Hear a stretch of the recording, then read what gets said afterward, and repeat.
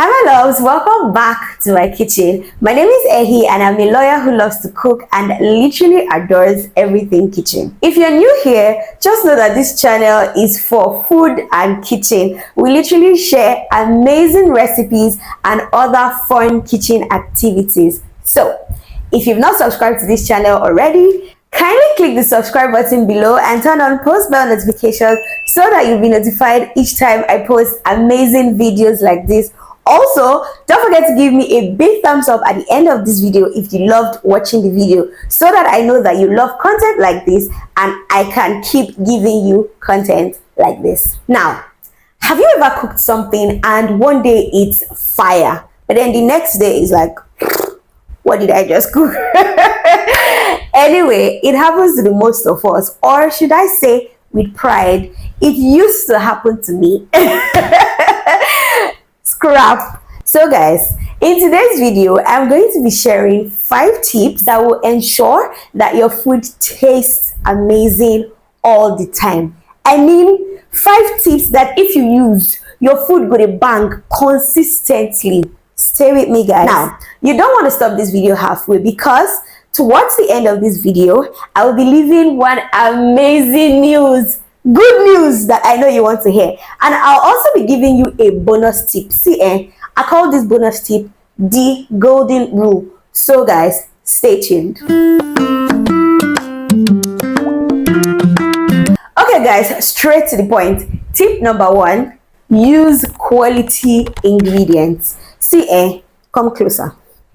Quality ingredients does not mean expensive ingredients. So quality ingredients does not mean expensive ingredients. Simply put, quality ingredient means source for good ingredients, source for fresh ingredients. See, you want to use fresh, good ingredients to make your food all the time, because the state of your food begins from there.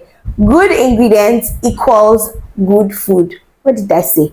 The fresher the ingredients, the better the taste of your food. So imagine you are making stew and you are using tomatoes that has been in your house, not in the fridge, in your house for like 5 days. Water don't they come out inside. The fish, you don't get a little bit of an odor. And then your palm oil, you've had it since 2021. Haba, sister. Do you really want your food to be sweet? Use fresh ingredients. So basically what I'm saying is source for the best ingredients in the market. Personally, what I like to do sometimes is when I'm getting tomatoes or tatashe or shombo from the market, I basically will tell the malam guys, please give me the red ones, so the strong ones. So I mean, I just joke around with them, but it helps, because the fresher your ingredients, like I said, the better your food. So start from there and thank me later. Tip number 2, season in layers. See, I cannot overemphasize this point. You want to build flavors when you're cooking, and the best way to do it is to season in layers. Trust me, I know a lot of people just do this thing where they dump their seasoning all at once and they call it a day. I used to be that person, but my cooking game has improved over the years. So this particular tip changed my life in the kitchen. That's why I'm sharing it with you guys. If you've been a subscriber on this channel and you've watched a couple of my videos, you would notice that I season in batches, as in bits and pieces. So when I saute my onions, I season. Once I add an extra layer of ingredients, I mostly would always season. So what you want to do is, if your recipe calls for 4 seasoning cubes, you want to use those 4 seasoning cubes in batches. So 1 cube when you put in the onions, 1 cube when you put in the pepper mix, 1 cube when you put in vegetables, all of that, it comes together and it gives your food depth. So all those food that when you taste it, you be like, the ingredient enter inside. Yeah, that's what I'm talking about. Tip number 3, balance your flavors. See, I know what you're thinking. What is balancing your flavors? Stay with me. So it's not enough to have all manner of spices or seasoning in your dish and you think that, oh, everything will just, everything will just tap. You want to balance the flavor. Cooking is about balance. You want to taste as you go, so that, you go know whether make I add salt, make I add Maggi, do I need a little bit more pepper, that kind of thing. You don't want to wait till the end, because at the end of your cooking, it's almost always too late to remedy anything. Your tongue is your best kitchen assistant. Okay, before we get to tip number 4, remember I told you that I have good news to share. The drums are supposed to be rolling now. Anyway, I'm hosting a live cooking session. Yeah, so I realized that I'm almost always churning out content, churning out recipes, and you guys almost never even really get to see my face except on days like this. And I'm like, how can I bond with my guys? How can I bond with my family members? What activity can we do together?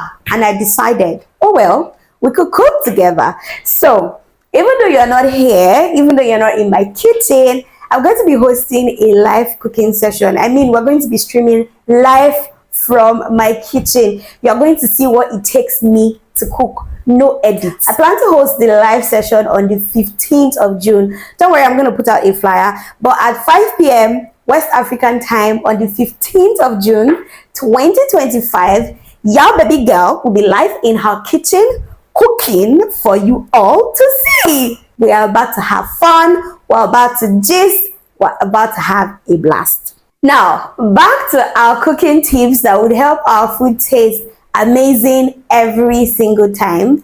Tip number 4, understand your heat. So, I know how this sounds, honestly. But you honestly need to understand heat when you are making food. See, you don't want to make food that is smelling burnt. So basically, for example, you do not need high heat to saute your onions. Sauteing your onions. Let's get back to British. Sauteing your onions, right, on high heat, we just make it burn, right? But sauteing your onions on low heat allows it to give you that rich flavor. So it's I don't know the word, but it will put its flavor inside oil. You understand that? So if you do it on low heat, the oil will be dragging out the flavor of the onions inside the oil. It will not be sweet. But if you do it on high heat, instead of it to bring the flavor, it will just be burning. Do you get that one? So basically what I'm trying to say is understand your heat. You don't want to cook everything on high heat. You don't want to cook everything on low heat. Now, I know that it is hard when you say understand your heat. So am I supposed to now be browsing or checking online or go to school to find out what meals would I cook with high heat and what meals would I cook with low heat? No.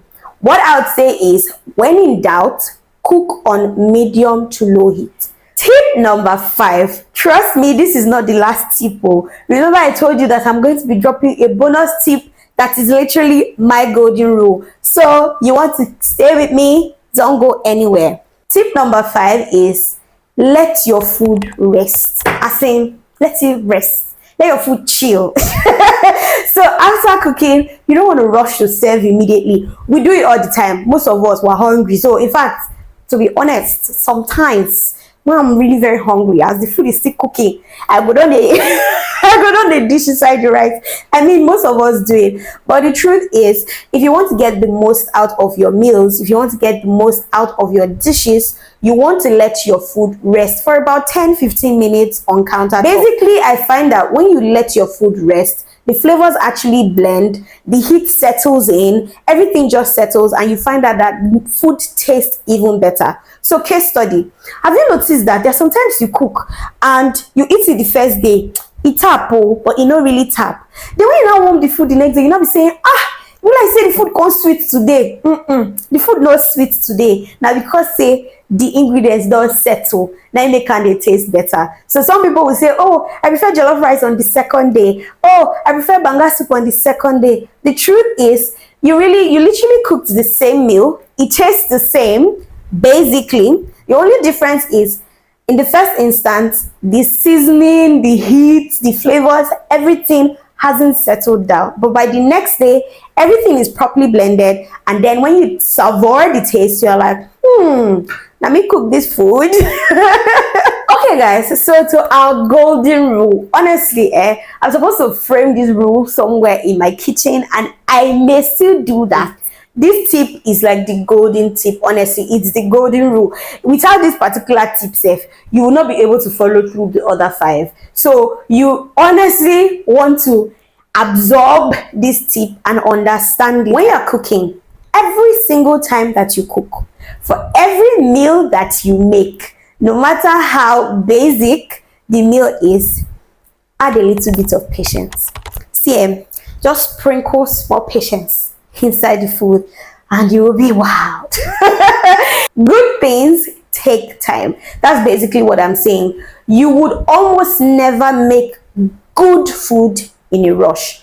Trust me, most of the time when I cook sharp sharp, like let me just do this thing sharp sharp and go, it's different from when I breathe and I'm like, today I'm making banga soup. It's different. So I think you want to just add a little patience as you go. Try to be patient with your cooking. Try to be patient with your frying. Try to be patient when you're marinating. Try to be patient when you are, whatever you do in the cooking process, you want to be patient because patience does it. Okay guys, those are the 5 tips that I have embedded in my cooking process that ensures that I have amazing food consistently. And of course, the golden tip needs to be framed. So guys, which of these tips do you already use in your cooking process?